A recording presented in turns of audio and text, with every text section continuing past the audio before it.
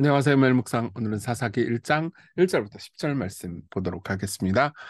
예, 사사기로 접어들었습니다. 사사기는 이제 잠깐 배경을 좀 얘기해 드릴게요. 사사라는 말은 이제 판관, 판사를 의미하는 거죠. 저치스를 의미하는 겁니다. 이제 이들이 이스라엘 백성들을 이끌어가는 지도자가 되는데요. 이 사사기에는 수많은 사사들의 이야기가 있습니다. 이제 우리가 출애굽기를 봤잖아요. 그때 이스라엘 지도자가 누구였죠? 모세였죠. 그다음 모세의 후예로서 여호수아가 이제 나타납니다. 여호수아는 드디어 이제 가나안 땅으로 들어가서 가나안 땅을 정복을 해요. 근데 정복을 완벽하게 다 하지는 못합니다. 그리고 그 이후에 이제 가나안 땅에 살고 있는 이스라엘 백성들이 하나님의 명령을 따라서 나머지 정복을 완수했었어야 했어요. 그러나 이스라엘 백성들은 뭐 하나님의 말씀을 그동안 그랬듯이 마냥 잘 따르지는 않았습니다. 그 이유의 내용 어떻게든지 살펴보도록 하겠습니다. 1절부터 보죠. 여호수아가 죽은 후에 이스라엘 자손이 여호와께 여쭈어 이르되 우리 가운데 누가 먼저 올라가서 가나안 족속과 싸우리이까. 여기서 이제 우리나라 말로는 우리 가운데라고 번역됐는데 사실은 이제 이 히브리어 원문의 내용을 보면은 우리를 위해라는 말로도 잘 번역이 됩니다. 그러니까 둘 다 번역할 수 있어요. 근데 문맥상 우리를 위해라고 번역되는 게 더 좋습니다. 왜 우리를 위해라고 말하냐면은 이 가나안 땅 정복은 그러니까 이스라엘의 12지파 중에서 특정 지파만을 위한 것이 아니었어요. 이스라엘 백성들 모두를 위한 것이었죠. 그러니까 공동체적인 과업이었습니다. 그러니까 유다 지파가 꽤 큰 지파였고 강한 지파이긴 했어요. 근데 유다 지파가 전쟁을 하는 이유는 유다 지파만을 위한 게 아니고 이스라엘 백성들 전체를 위한 것이었다는 거죠. 자, 어쨌든 그래서 하나님께서 말씀하십니다. 하나님께 이렇게 물어보니까 누가 먼저 올라갈까요? 그러니까 하나님께서 말씀하시되 유다가 올라갈지니라. 보라 내가 이 땅을 그의 손에 넘겨주었느니라 하시니라. 예. 유다가 그의 형제 시므온에게 이르되 내가 제비 뽑아 얻은 땅에 나와 함께 올라가서 가나안 족속과 싸우자. 그래야면 나도 내가 제비 뽑아 얻은 땅에 함께 가리라니 이에 시므온이 그와 함께 가니라. 자 보세요. 여기서 중요한 부분이 뭐냐면은 하나님께서는 유다만 가라고 그랬거든요. 근데 유다는 시므온 지파에게도 같이 가자고 합니다. 왜 그럴까요? 한편으로는 이용이기도 하죠. 나중에 이제 이때 이후로 시몬 지파가 안 나타나요. 그건 뭘 의미하냐면 이제 둘이 거의 합병을 했던 것 같습니다. 시몬 지파는 작은 지파였거든요. 근데 어쨌든 간에 어, 유다는 하나님께서 명령하신 그대로라기보다는 그러니까 인간적인 통박과 계산을 굴리고 있었던 거죠. 근데 이제 뭐 그렇게 큰 문제가 되는지에 대해서 성경이 잘 말해주지 않습니다. 이 내용은 마치 전쟁 보고서처럼 약간 건조하게 기록됐거든요. 근데 어쨌든 간에 이거 마냥 잘 순종하는 느낌은 아닌데 이것만 기억하시면 됩니다. 실제로 사사기 내용의 전체가 그렇거든요. 자, 어쨌든 유다는 올라갑니다. 유다가 올라가매 여호와께서 가나안 족속과 브리스 족속을 그들의 손에 넘겨주시니 그들이 베색에서 10,000명을 죽이고 자, 전쟁에서 승리했습니다. 왜요? 그들이 잘해서? 아니요. 하나님께서 그들의 손에 넘겨주셨기 때문입니다. 그러니까 이 전쟁의 승리자는 하나님 자신이라는 얘기를 해주고 있는 거죠. 또 베색에서 아도니 베색을 만나. 그러니까 아도니 베색이라는 말은 베색의 주인, 베색의 왕 이런 의미예요. 그러니까 이게 이제 진짜 사람 이름인지 아니면 군주명인지에 대해서 학자들 마다 논쟁이 있습니다. 근데 어쨌든 그냥 아도니 베색 사람 이름처럼 취급하고 얘기할게요. 자, 아도니 베색을 만나 그와 싸워서 가나안 족속과 브리스 족속을 죽이니 아도니 베색이 도망하는지라 그를 쫓아가서 잡아 그의 엄지발가락과 엄지 손가락과 엄지 발가락을 자르며 그죠? 예, 아도니 베색을 잡아가지고 이제 왕이겠죠 아마. 그래서 엄지 손가락과 발가락을 자릅니다. 그러니까 아도니 베색이 뭐라고 그러냐? 되게 재밌는 흥미로운 말을 해요. 옛적에 70명의 왕들이 그들의 엄지손가락과 엄지발가락이 잘리고 내상 아래에서 먹을 것을 줍다니. 예. 그러니까 과거에도 이 아도니베색은 그러니까 70명이나 왕을 엄지발가락과 엄지손가락을 자르면서 자기가 이제 밥 먹고 있을 때 밑에서 기어가지고 음식물을 줍도록 했습니다. 이것은 굴욕을 주는 이 가나안 땅의 풍습이었죠. 근데 하나님이 내가 행한 대로 내게 갚으심이로다 하니라. 그러니까 내가 내 죄값을 받는구나 이렇게 이야기를 하는 거죠. 아도니베색이 여호와 하나님을 잘 믿었다 이런 의미는 아니에요. 그냥 그때는 신이 다 존재한다고 생각을 했거든요. 그러니까 아유 신이 나한테 보응하는구나 그러면서 우리가 그를 끌고 예루살렘에 이르렀더니 그가 거기서 죽었더라. 예. 유다 자손이 예루살렘을 쳐서 점령하여 칼날로 치고 그 성을 불살랐으며 그 후에 유다 자손이 내려가서 산지와 남방과 평지에 거주하는 가나안 족속과 싸웠고 유다가 또 가서 헤브론에 거주하는 가나안 족속을 쳐서 세세와 아히만과 달메를 죽였더라. 헤브론의 본 이름은 기랏 아르바였더라. 그러니까 이제 유다가 계속해서 싸웠고 이겼다 이렇게 이야기를 하고 있는 거죠. 근데 전반적으로 유다가 이겨서 그냥 해피해피한 이야기처럼 보이지만 이 뒤에는 좀 의무라고 불길한 이야기들이 꽤 많습니다. 일단 적용하면서 생각해 보도록 하죠. 첫 번째, 하나님을 향한 순종과 세상 상식 따르기를 대비해 봅시다. 유다는 이스라엘 백성들 전체를 위해서 싸웠어야 했습니다. 그거를 사적 이익의 전쟁으로 삼아서는 안 되는 거였어요. 근데 이제 시몬을 데리고 가면서 인간적인 통박을 굴리죠. 이거는 이제 교회가 어떠해야 하는가를 말해줍니다. 사실 사사기는 교회의 책이기도 해요. 이스라엘 백성들 전체가 어떻게 행동했고 어떻게 행동하지 말아야 되는지가 사실은 사사기를 통해서 계속해서 나오거든요.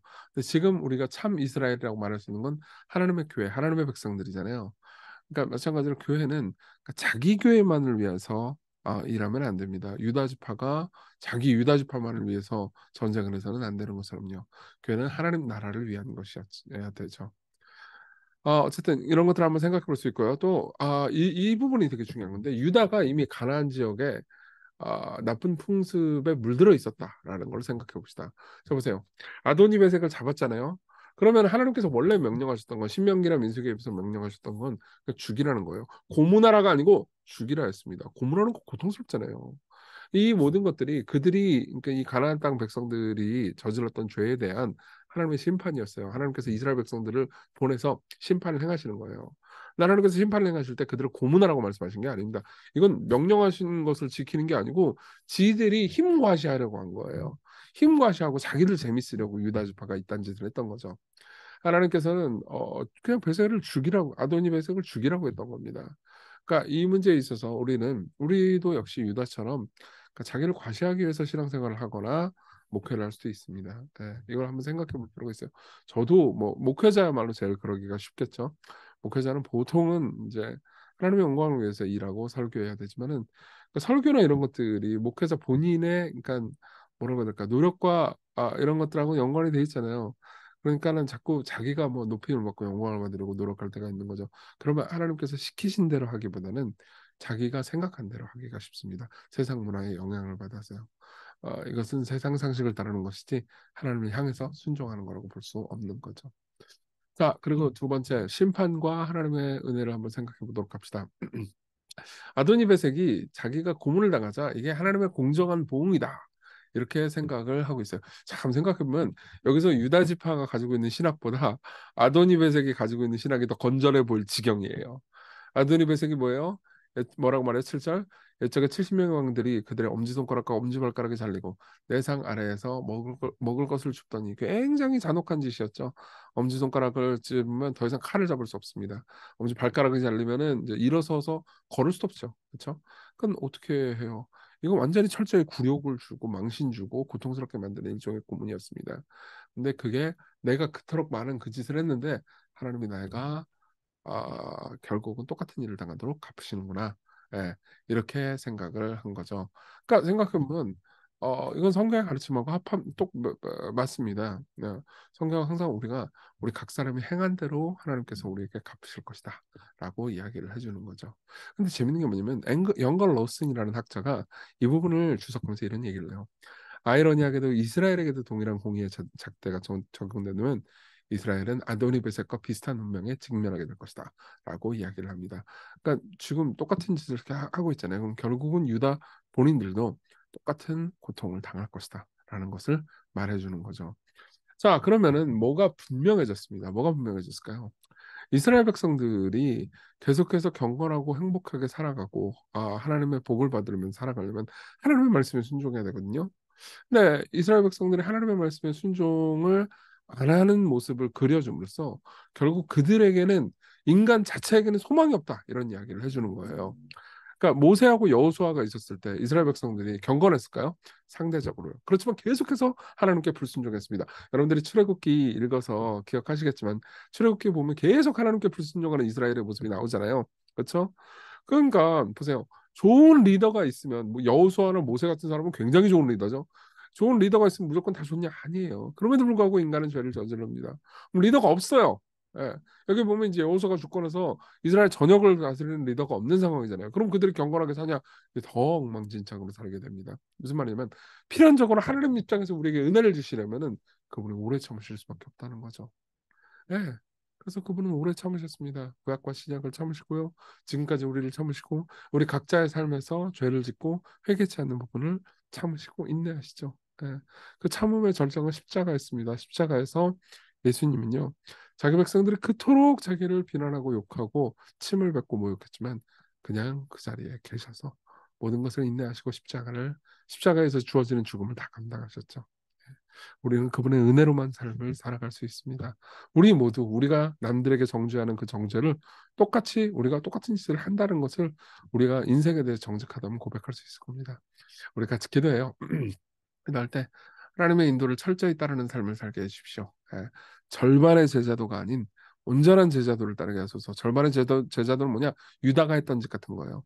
하나님께서 올라가라고 싸우라고 하니까 싸우긴 싸웠는데 철저히 하나님 말씀을 순종하지 않았어요. 많은 그리스도인들이 그런 삶을 삽니다. 예. 하나님께 순종을 안 한다고 말하기는 하지만 내가 싫은 부분은 빼놓고 하죠. 그것은 절반의 제자도고 절반의 제자도는 우리의 삶의 능력과 영광을 드러내주지 못합니다.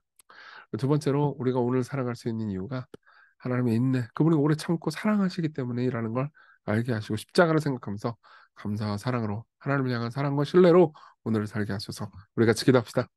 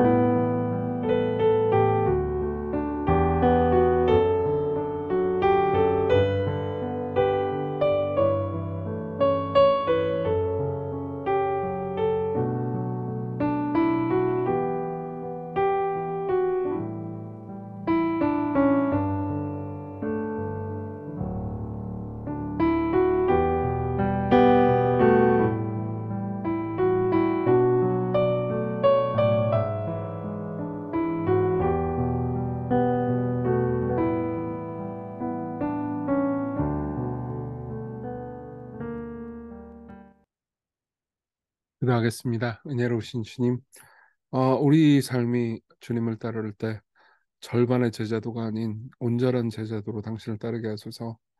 우리가 삶을 살아갈 때 늘 하나님의 눈길 안에 하나님의 심판 아래 살아간다는 것을 기억하며 우리 대신 심판을 받으신 주님을 사랑하며 오늘을 살게 하소서. 예수님 이름으로 기도했습니다. 아멘. 네, 하나님의 은혜 안에서 오늘 기쁜 하루 되세요.